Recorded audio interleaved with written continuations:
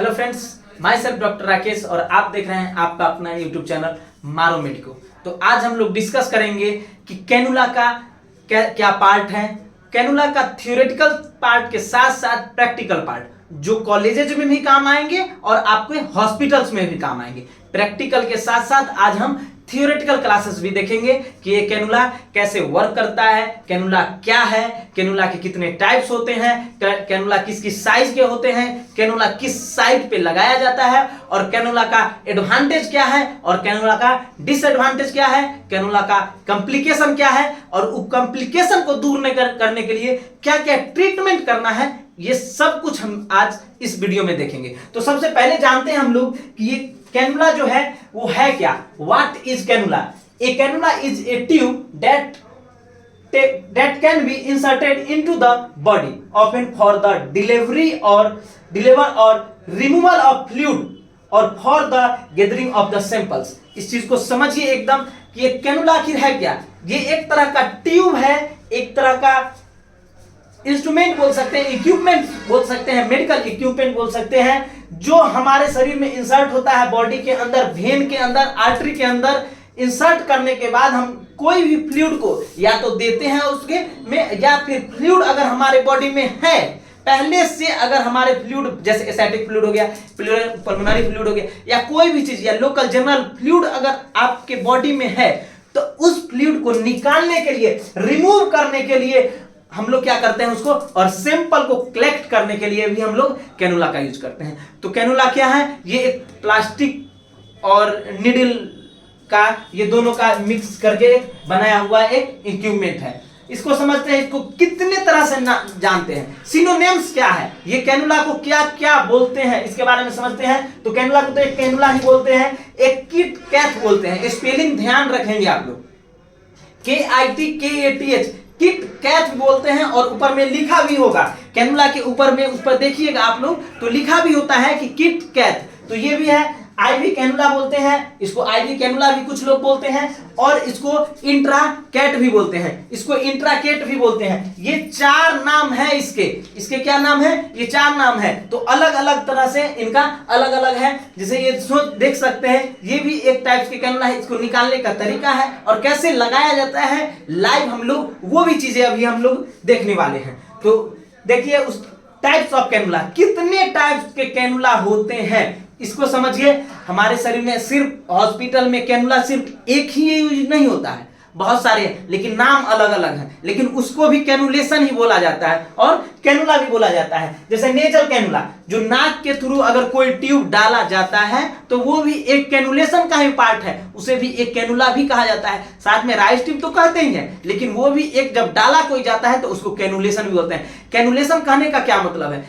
Canal, जो भी canal में डाला जाए उसे तो कैनुलेशन कहेंगे। तो कैनुला क्या है? जो भी कैनाल में डालने वाली, जैसे कि वेन क्या है? एक तरह का वेन भी एक ट्यूब ही है, नेजल एक ट्यूब भी है, ईयर एक ट्यूब है, एनस एक ट्यूब है, ये सब ट्यूब है। अगर कोई भी चीज उसमें डालते हैं तो वो कैनुला, कैनाल में जो चीज डालने वो कैनुलेशन है। तो इसको ऐसे नेजल को, राइस ट्यूब को ऐसे राइस ट्यूब भी कहा जाता है, लेकिन उसका प्रोसेस एक कैनुला का ही की तरह वर्क करता है, उसको कैनुलेशन भी कहते हैं। तो ये है नेजल कैनुला है। ओवरऑल नेजल कैनुला, कैनुलेशन ये भी है। जैसे ईटी ट्यूब है, वो भी एक टाइप के, कहीं ना कहीं कैनाल में ही डालते हैं, कहीं ना कहीं उसे हम कैनाल में ही डालते हैं, तो वो क्या है? एक तरह का कैनुलेशन है। तो उसे भी क्या बोलते हैं? ए टाइप्स ऑफ कैनुला ही कहा जाता है। बुक अभी सिर्फ थियोरेटिकल ही चल रहे हैं हम लोग, बुक क्या बोलती है और बुक में ही से ही हम लोग डिस्कस करेंगे। साथ में प्रैक्टिकल पार्ट थोड़ा सा अलग होता है बुक के अकॉर्डिंग में, तो हम लोग बोलचाल की भाषा में उसको अलग तरह से लेते हैं, लेकिन बुक के अकॉर्डिंग जो है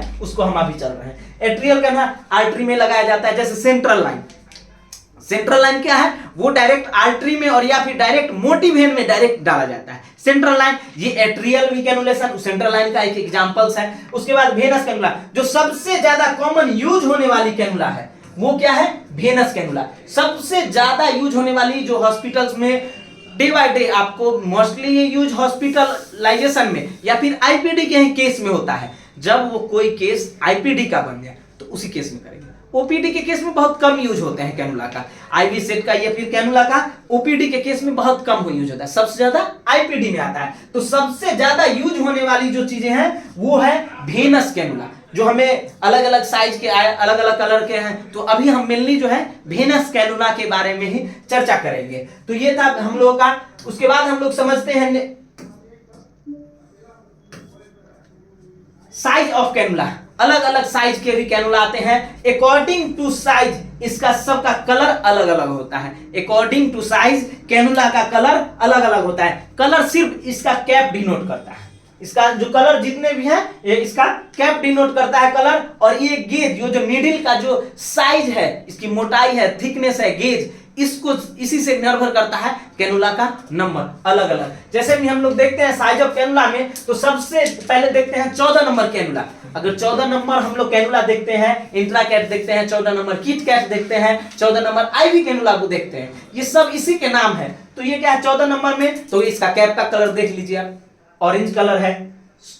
16 नंबर अगर कैनुला है तो इसका देख सकते हैं ग्रे कलर में दिया गया है। 18 नंबर कैनुला है तो ये इसका कलर में ग्रीन दिया गया है। 20 नंबर है तो वो पिंक कलर का है। ये कैप हर हमेशा बोल रहे हैं आपको, कैप पे ध्यान रखना, कलर इसी से डिनोट करता है। और इसका दूसरा नंबर है, ये गेज जब हम लोग देखेंगे इससे पता चलेगा, ठीक है ना इसका। तो 22 नंबर है तो इसका देखिए ब्लू कलर है। 24 नंबर का पीला कलर है, येलो कलर है। 26 नंबर आपको देख सकते पर्पल कलर है, बैगनी वायलेट कलर भी बोलते हैं इसको। तो ये अलग अलग है। इसमें हम लोग जानेंगे कि अकॉर्डिंग टू एज और अकॉर्डिंग टू भेन का जो थिकनेस होता है, डायमीटर होता है, उस पे निर्भर करता है हम लोग का ये जो भी जितना कैनुला है। जैसे जितना बड़ा साइज है उतने छोटे बच्चों में और उतनी पतली भेन में लगेगी। जैसे ऐसा बात नहीं है कि ओल्ड एज में हम लोग 24 नंबर नहीं लगा सकते हैं, लगा सकते हैं। अगर मोटी भेन नहीं पता चल रहा है, अगर पतली भेन मिल गई आपको, तो वहां पर पतली भेन में तो 18 नंबर नहीं लगा सकते हैं आप लोग। जितना कम गेज है नंबर है उसका गेज का थिकनेस ज्यादा हो जाएगा। इसके अंदर का दिखा देते हैं आप लोग को कि किस किस तरह से होता है। तो जितना ज्यादा नंबर बढ़ते जाएगा उसका थिकनेस और उसका साइज घटते चला जाएगा, ठीक है। उसका size day by day gauge के अनुसार घटते चला जाए। 26 नंबर पतली भेन है ओल्ड एज में भी, लेकिन सबसे ज्यादा चाइल्ड में यूज होता है। 24 नंबर सबसे ज्यादा यूज होने वाली जो कैनुला है वो सिर्फ चाइल्ड में होती है, 2 साल 3 साल के पुराने बच्चों में। 2 साल 3 साल के ही बच्चे में 5 साल से बढ़ रहा है तो धीरे धीरे हम लोग नंबर को घटाते चले जाएंगे। जैसे जैसे एज बढ़ रहा है और मोटी भेन होते जा रही है, डायमीटर भेन का बढ़ते जा रहा है, और उसके अकॉर्डिंग हम लोग इसमें देखेंगे तो साइज और गेज बढ़ते चला जाता है। तो ये था हमारा size of cannula. Colour combination हर हमेशा बोलेंगे, कलर कॉम्बिनेशन याद रखिए। थ्योरी के साथ साथ ये थियोरेटिकल एग्जामिनेशन में भी पूछा जाता है, यूपीपीएससी में भी, बीपीएससी में भी, और जितने भी मेडिकल रिलेटेड एग्जामिन होंगे उन सब में कलर कॉम्बिनेशन शॉर्ट में 1 नंबर में पूछता ही पूछता है। बीएचएमएस के लिए, एमबीबीएस के लिए, बीएमएस के लिए, फार्मेसी के लिए, पैरामेडिकल्स के लिए, नर्सिंग के लिए, सभी के गवर्नमेंट जॉब में अगर जब आप जाएंगे तो वहां कलर कॉम्बिनेशन पूछता ही पूछता है। जैसे कि 2022 के यूजी पीजी नेट में पूछा गया था एक क्वेश्चन, वो क्वेश्चन था कि 24 नंबर इंट्राकेट का कलर क्या है। तो इसमें था आप 24 नंबर कलर का पीला, उसमें ऑप्शन दिया हुआ था। तो ये बहुत point examination points of view से और हॉस्पिटल पॉइंट्स ऑफ व्यू से ये दोनों के लिए बहुत ज्यादा इंपॉर्टेंट है। इससे आगे हम लोग समझते हैं इस चीज को, types of venous cannula. Venous cannula के टाइप्स कितने कितने तरह के हैं। गांव में, शहर में, हॉस्पिटल में, लोकल डॉक्टर जो भी है, आपके आरएमपी वाले जो जितने भी डॉक्टर हैं या ड्रेसर जितने भी लोग हैं, वो कौन कौन से टाइप कैनुला के यूज करते हैं और कैसे यूज करते हैं और किस जगह पे, इस चीज को समझिए हम लोग सबसे पहले। इसको बटरफ्लाई कैथेटर कहा जाता है और कैनुला कहा जाता है। इसको बटरफ्लाई, आईवी इंटरमीडिएट बटरफ्लाई। ये देखिए एक बटरफ्लाई शेप की तरह होता है, इसमें समझिए। ये देखिए बटरफ्लाई एक शेप की तरह होता है। ये इस चीज को देखिए, यहां पर जो शेप है वो एक बटरफ्लाई का शेप का है, ये एक अलग है, इसीलिए इसे बटरफ्लाई। इसको वन टाइम यूज के लिए अब कैसे समझिए, एक बार इंसर्ट किए, अब उसको एक फ्लूइड चलाना है आपको। तो एक बार इंसर्ट किए, 1 फ्लूइड चढ़ा, वो इतना ज्यादा स्टील की तरह लगने लगता है, नायलॉन इतना हार्ड होता है कि थोड़ा सा भी अगर हाथ मूवमेंट कर लिए ना तो बहुत ज्यादा दर्द देगा। वो डायरेक्ट जब आईवी सेट खरीदिएगा ना तो उसमें भी जो देता है ना वो डायरेक्ट फ्लूइड गांव में देखिएगा डायरेक्ट चला देता है, उसमें इंट्राकेट लगाने की जरूरत नहीं होती है।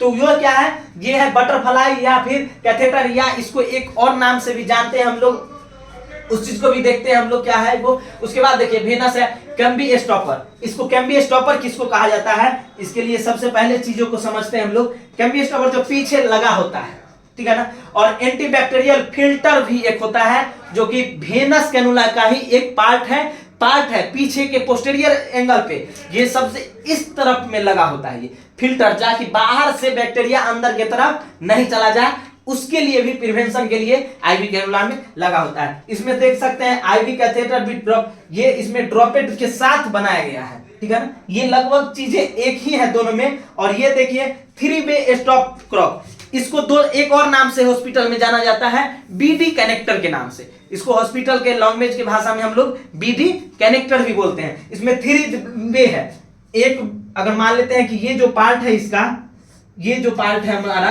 अगर इसको अगर हम आईवी कनेक्टर से डायरेक्ट इससे कनेक्ट कर दे तो 2 मुंह और बच गया, इसके थ्रू हम लोग एक्स्ट्रा फ्लूइड दे सकते हैं उसको, एक साथ 2 पानी 3 पानी बर्न के केस में, जहां पर हाइपोवॉल्मिक हो गया है, वॉल्यूम अगर ब्लड का वॉल्यूम कम गया, उसके साथ साथ उसका इलेक्ट्रोलाइट्स का फ्लूइड का बॉडी में बहुत ज्यादा कमी है, तो 2-3 साथ में कनेक्ट करके और फ्लूइड हम लोग चला सकते हैं। तो ये है हम लोगों का एक अलग अलग तरीका से करने का, ठीक है ना। तो ये अलग अलग पार्ट थे, इसको भी बोलते हैं बटरफ्लाई, और साथ में देखिए इनको ये अलग अलग 2 जगह से बनाया गया है, एक दिस साइड से और एक ये साइड से, दोनों। और यहाँ एक स्टॉपर है, जब आपको यूज नहीं है, ये फ्लूइड चलाना बंद कर देना है, तो ये स्टॉपर को यूज करना है और इस पाइप को, ये जो ट्यूब दिख रही है, इस ट्यूब को लॉक कर देना, ताकि अंदर का चीजें बाहर ना आए और बाहर का चीजें भी अंदर ना जाए। ये एक स्टॉपर है, ये एक सेंट्रल लाइन के तरह, सेंट्रल लाइन का ही एक एग्जाम्पल है। सेम इसी तरह सेंट्रल लाइन में भी आपको देखने को मिलेगा, जब बहुत ज्यादा फास्ट में अगर फ्लूइड देना है, वेन नहीं मिल रहा है, बर्न के केस में क्या होता है कि वेन ऊपरी जल जाती है, अब इंटरनल ही यूज करना जाएगा, वेन स्वेलिंग आ गया, फ्लेबाइटिस हो गया है, एट्राइटिस, तो ये सब चीजें जब आ चुकी है तो आप कैसे करेंगे, उस चीज के लिए हम लोग सेंट्रल लाइन डायरेक्ट यूज करते हैं। और बर्न में तो जानते हैं आप लोग कि बॉडी वेट से 8 गुना ज्यादा हम लोग को पानी भी देना पड़ जाता है। तो बहुत सारी बातें हैं, इसको हम लोग देखेंगे आगे चल करके। ये स्काल्वेन देख सकते हैं, ये जो हमने बताया था आपको बटरफ्लाई का, तो वो एक और नाम से जाना जाता है, उसे स्काल्वेन सेट कहा जाता है, स्काल्वेन सेट कहा जाता है। इसमें क्या करना है, ये भी एक बटरफ्लाई या स्काल्वेन बोलते हैं, ये डायरेक्ट वेन में डालिएगा, इससे ब्लड आना शुरू हो जाएगा। ये ऐसा नहीं कि अब रोक दिए आधा आ गया तो नहीं, पूरा ब्लड रिटर्न आने दीजिए। इसमें जब पूरा ब्लड अब यहां तक आ गया तो आगे स्टॉपर रखिए और आईवी सेट तैयार रखिए और डायरेक्ट उसमें कनेक्ट कीजिए। पहले ब्लड इसमें रिटर्न लेके आइए, फिर वही फ्लूइड को आगे जब जैसे ही ये हेड पे देखेंगे तो ये जैसे निकलेंगे, आईवी सेट से पानी से आया हुआ एक पाइप होगा, वो डायरेक्ट उसमें कनेक्ट कर देंगे हम लोग। तो ये है स्काल्वेन सेट, ये अलग अलग ये नीडल का भी प्रकार दिया गया है, ठीक है, ये इससे डायरेक्ट हम लोग कनेक्ट कर लेंगे। तो इससे क्या होगा, जो डायरेक्ट जितने भी स्काल्वेन के अंदर, इस पाइप के अंदर, इस ट्यूब के अंदर जितने भी एयर होंगे, वो धीरे धीरे ब्लड के थ्रू बाहर आना। जब इधर से प्रेशर आर्टरी लगाना शुरू करेंगी तो इधर से एयर बाहर की तरफ ब्लड आने लगा, तो फिर हम लोग कनेक्ट कर देंगे, फिर वो ब्लड के साथ साथ फ्लूइड अंदर चलना शुरू हो जाएगा। ये सब वन टाइम यूज है, इसको दोबारा भी यूज नहीं कर सकते हैं। एक बार अगर टच हो गया किसी भी आदमी के स्किन से या सरफेस से तो फिर नहीं दोबारा यूज कर सकते हैं। इसको होल्ड करने के लिए हम लोग इजी फिक्सर का भी यूज करते हैं, वो उस चीज को हम लोग भी देखते हैं। ये लगाने का एक तरीका है, इसको समझते हैं हम लोग सबसे पहले कि ये लगाया कैसे जाता है। तो ये 22 नंबर इंट्राकेट है, ठीक है ना। तो इसको लगाने के लिए देखिए, ये सबसे पहले खोलने के लिए तरीका क्या है कि यहाँ पर लिखा हुआ है, ठीक है ना, PEEL पिल ओपन करके लिखा हुआ है, यहाँ पर है। तो ये ऐसा नहीं कि बीच से निकाल देना, बीच से निकालेंगे तो इसका नीडल है जो हल्का कर्व होने का चांसेस है, ज्यादा उम्मीद है कि नीडल टेढ़ हो जाएगा, तो फिर वो पेन ज्यादा होगा जब अंदर डालेंगे। तो उसका प्लास्टिक का आगे का जो टिप होता है वो टेढ़ा होने का चांस होता है, तो इससे डायरेक्ट प्रेशर देके नहीं खोलना है। जब भी खोलेंगे आप लोग, ठीक है ना, तो एक ग्लव्स लेंगे, साथ में ये पकड़ेंगे, ठीक है ना, और ये इस तरह से देखिए निकल रहा है। ये तरीका है असली इसका खोलने का, इससे ही आपको खोलना है। ऐसे नहीं कि डायरेक्ट यहां से पुश कर दिए, ये कागज ही तो है तो फाड़ देंगे, ये गलत तरीका है। वो उस तरह से करने से नीडल के अंदर जितने भी हैं इसके जो पार्ट है वो सब के तरफ टेढ़ा होने का चांसेस है और इससे दिक्कतें आ जाएगी। तो इससे आसानी से हम लोग खोल लिए इसको। अब इस चीज को समझते हैं। इसको सबसे पहले हम लोग चेक कर लेंगे। यहाँ जो नीडल पार्ट है और नीडल होल्डर है, इसको बोलते हैं नीडल होल्डर, इससे चेक कर लेंगे कि ये आसानी से जा आ रहा है या नहीं। देखिए स्मूथली जा रहा है। अगर जैसे ही आपको ये थोड़ा सा भी ज्यादा फोर्स लगाना पड़ रहा है, इसका मतलब समझिए इसका जो नीडल पोर है, जो टिप है, वो गलत हो गया। तो ये सबसे पहले हम लोग कर लेंगे, चेक कर लेंगे। उसके बाद ये जो होल्डर है इसको फैला लिए, ठीक है। अब ये देखिए ये लोकेशन। अब इस चीज में हमने एक और चीजें हैं, ये आप देख सकते हैं जो कटा हुआ भाग है इसको ऊपर रखना है, इसको ऊपर रखना है। और भेन को पकड़ के हम लोग भेन के लगाने के लिए सबसे पहले क्या करते हैं, उसमें हम लोग को जो है आगे का फ्लो को स्टॉप करना होता है। अगर आपको इंट्राकेट यहां लगाना है तो इससे आगे आने वाले फ्लो को जो है कम कर देंगे। इससे क्या होगा, आसानी से वो इंटर कर जाएगा। अगर फ्लो ज्यादा रहता है, अगर फिर इंसर्ट करते हैं तो इसको बार बार इधर से उधर होने का और बाहर निकलने का चांस ज्यादा है और फ्लेबाइटिस होने का भी चांस ज्यादा है, थ्रोम्बोसिस बनने का चांस ज्यादा है। तो इसको पहले सबसे पहले आपको स्टॉप कर देना है, फ्लो को स्लो कर देना है। स्टॉप तो कंप्लीट नहीं होता है, वो स्लो हो जाता है। स्लो करिए, उस भेन को नाप लीजिए कि कितना बड़ा आपका नीडल है, सबसे पहले नाप लीजिए और उतना देख लीजिए कि स्ट्रेट है या नहीं। जितना अगर स्ट्रेट है तो अगर मान लेते हैं कि यहां से कर्व कर गया और नीडल मेरा स्ट्रेट काटेंगे तो ज्यादा हो जाएगा, तो यहां नहीं लगाना। हम लोग को देख लेना है कि कहां पे पूरा नीडल भर स्ट्रेट भेन है, उस स्ट्रेट भेन के पास जाएंगे, ठीक है ना, और उसमें प्रिक कर देंगे। जैसे ही प्रिक करेंगे तो जैसे देखिए आप प्रिक किया गया है वैसे ही यहां पे हम लोग का देखिए कि इतना इसमें रेडनेस आ गया है। जनरली देखेंगे तो इसमें रेडनेस नहीं है, इसमें तो रेडनेस है नहीं, लेकिन जैसे ही प्रिक करेंगे अगर सही लोकेशन पे गया, भेन में गया अंदर में, तो इसमें ब्लड आ गया। अब आप जान गए। तो उसके बाद क्या करेंगे कि देख लिए हाँ इसमें भेन में आ गया। जैसे ही थोड़ा सा प्रिक करेंगे, मान लेते हैं कि आपने इसका इस पार्ट को इतना प्रिक किया, जैसे ही भेन आ गया यहां पर देखेंगे कि ब्लड आ गया, तो ये क्या करेंगे, हल्का सा नीडल पार्ट को पीछे की तरफ खींच लेंगे। ये जो पूरा सुई है इसको क्या करेंगे, थोड़ा सा पीछे खींच लेंगे। पीछे जैसे ही खींचेंगे, ठीक है ना, और पीछे खींचने से नीडल का अगला पार्ट बाहर आ गया। अब इस सेट को, सिर्फ ये कैप वाली सेट को पुश कर देना है आगे की तरफ, ठीक है। ये पेनलेस तरीका है। अगर आप नीडल सहित डालते हैं तो ये बाहर निकलने का चांसेस है, क्योंकि इसमें नोकीला ज्यादा है और इसमें नोकीला कम है। तो भेन से प्लास्टी है, इसमें फोर्स तो ज्यादा है नहीं, वो बाहर भेन से नहीं निकल सकता। लेकिन जब नीडल आगे रहेगा तो ये भेन से निकलने का चांसेस ज्यादा है। तो इस नीडल पे हर हमेशा जैसे ही ब्लड आया आपको थोड़ा सा पीछे कर देना और इसी को सिर्फ पुश कर देना आगे की तरफ, भेन की तरफ, तो ये भेन से बाहर नहीं जाएगा। ये आसानी से आपको लग जाएगा और इंट्राकेट, और उसके बाद इजी फिक्सर इस पे लगा देना है। अलग अलग तरीके हैं, अलग अलग कलर का, अलग अलग नंबर का आता है, उस पर आपको ध्यान देखना है। स्काल्वेल सेट के बारे में भी हमने बताया, इसको बटरफ्लाई को भी कुछ इस तरह से देखिए। यहाँ ये जो भाग है ये ऊपर की तरफ है, कभी भी लगाएंगे तो ये उलट के नहीं लगाएंगे, ये सीधा लगाएंगे। ऊपर की तरफ कटान रहेगा तो आसानी से कोई भी चीजें प्रिक कर जाएगी। ये स्काल्वेल सेट का था, हम लोग देखे हैं लगा करके। ये बीडी कनेक्टर हमने बताया था आपको, ये बीडी कनेक्टर है। यहां से लेकर जब यहां तक हमको अगर देख सकते हैं इस पार्ट को, यहाँ इंट्राकेट पिंक कलर का है तो हमने 20 नंबर है ये लगा हुआ है इसमें, तो इसमें लगा होता है। देखिए यहाँ प्लास्टिक पार्ट से यहां से दूसरा दो छिद्र है, 2 ट्यूब लगाया गया है। इसको क्या बोलते हैं, इसको बीडी कनेक्टर बोलते हैं, या ट्राइपोड हमने बताया था स्कॉट, उसको भी बोलते हैं। ये दोनों चीजें सेम है, इस चीज को समझ। अब देखते हैं हम लोग पार्ट्स ऑफ कैनुला। ये कैनुला के पार्ट्स क्या क्या हैं, इसके हम लोगों को तो पता ही नहीं, हम लोग लगा लिए डायरेक्ट, छोड़ दी। लेकिन कुछ चीजें थियोरेटिकल पॉइंट्स ऑफ व्यू से बहुत जरूरत है, उस चीज को समझिए। ये लोअर कैप, जो जितने भी ये कैप है, ये क्या करते हैं, ये जो सिर्फ व्हाइट कलर का दिख रहा है, जब आपको इसका यूज मोस्टली कहां पड़ेगा, जब आप कैनुला लगा लिए हो। ये कैनुला जब लग गया उसके बाद इसका मोस्टली यूज आएगा आपको। ये है, ठीक है। तो इसके लिए बोलते हैं इसको लॉक प्लग बोलते हैं, इसको लॉक प्लग, ये अलग पार्ट है। उसके बाद हम लोग देखते हैं दूसरा में फॉल्स बैक चेंबर, इस चीज को यहां देख सकते हैं आप लोग, फॉल्स बैक चेंबर ये है, इस पार्ट को। ये कब यूज आएगा आपको? ब्लड स्टॉप करने के लिए। जब आप इंट्राकेट लगा रहे हैं उस समय ब्लड स्टॉप करने का इसका काम है। अब जब लग चुका है इंट्राकेट, इसे हम निकाल दिए हैं और उसके बाद ब्लड को रोकना है तो ये कैप काम आएगा।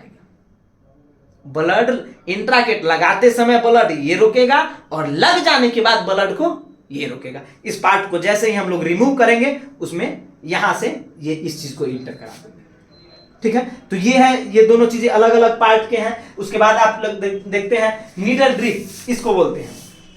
ये क्या बोलते हैं? Needle drip. नीडल ड्रिप या हैंडल भी बोलते हैं इसको, नीडल हैंडल। इसी से नीडल जुड़ा होता है। ये नीडल हैंडल है और नीडल ग्रिप बोलते हैं इसको। ये ग्रिप इसलिए क्योंकि यही नीडल को होल्ड करके रखता है। ग्रिप इसी से बनता है, आपको नीडल में पुश करने का और नीडल को बाहर की तरफ करने का। तो ये नीडल ग्रिप है। उसके बाद हम लोग देखते हैं कनेक्टर। लूनर कनेक्टर क्या बोलते हैं? ये ऊपर वाली कैप को जो बोलता है उसको। और उसके बाद पोर्ट कैप इसको बोलते हैं। पोर्ट कैप ये जो ऊपर में है, हम दिखा देते हैं उसको भी आपको खोल करके।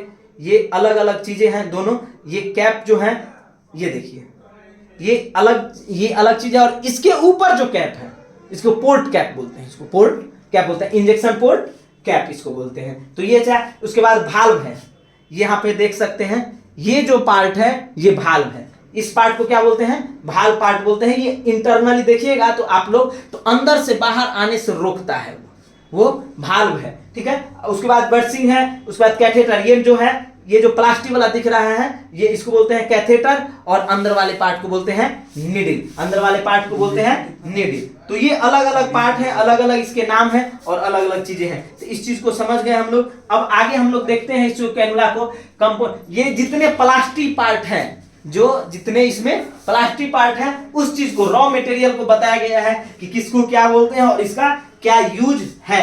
इस चीज को देखिए, किस प्लास्टिक से कौन सा बना हुआ है, पॉलीपॉलीवियन है या प्रोफेलोन है, ये सब अलग अलग पार्ट है।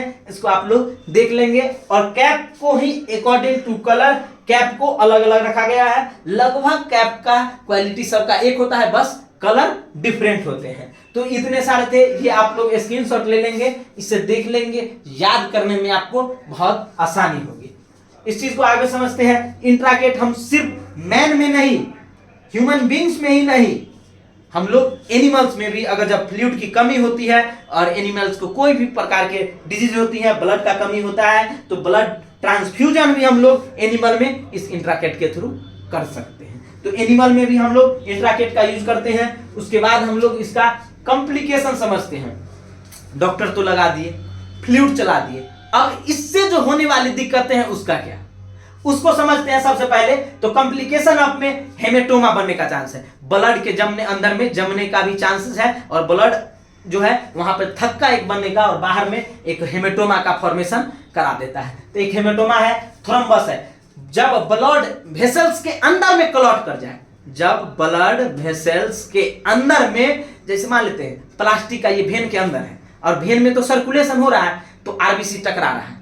टकराने से क्या होगा, उस प्लास्टिक से चार्ज अपना बदल लिया, तो चार्ज जैसे निगेटिव हुआ तो क्या हो जाएगा, उसे एक दो आरबीसी का बीच के जो जितने भी इंटरस्टेशियल गैप होते हैं वो क्या होने लगता है, धीरे धीरे लॉस होने लगता है, चार्ज चेंजेस आने लगेंगे, ठीक है ना। वो जो प्रेशर होती है जो दो आरबीसी के बीच में लगती है, वो प्रेशर में दिक्कतें आने लगती है, डिस्फंक्शन होने लगती है, प्रेशर जो है डिस्टर्ब हो जाता है। उससे क्या होने लगता है, आपका ब्लड में थक्का जमने लगना शुरू हो जाता है और उसे बोलते हैं हम लोग थ्रोम्बोसिस। जब वेसल्स के अंदर जब कोई क्लॉट का फॉर्मेशन हो तो उसे क्या बोलते हैं, थ्रोम्बोसिस। एम्बोलिज्म बनने का चांसेस होता है एयर चले जाने से, या फिर मान लेते हैं कि फैट एम्बोलिज्म बनना शुरू हो गया, या कोई भी चीज जब जाके कंप्लीट ब्लॉक कर देना शुरू करे, यहाँ का वेसल्स का सर्कुलेशन कम कर दिए, बंद कर दिए, तो उसे क्या बोलेंगे हम लोग, एम्बोलिज्म। इन्फिल्ट्रेशन, कहीं से बाहरी चीज आकर के उस पर डिपोजिट होना शुरू कर दे, वो भी कॉम्प्लिकेशन है। फ्लेवाइटिस, इन्फ्लामेशन ऑफ द वेन, जहां पे लगाए थे उस साइड पे इन्फ्लामेशन भी हो जाता है और उस साइड पर स्वेलिंग भी आने का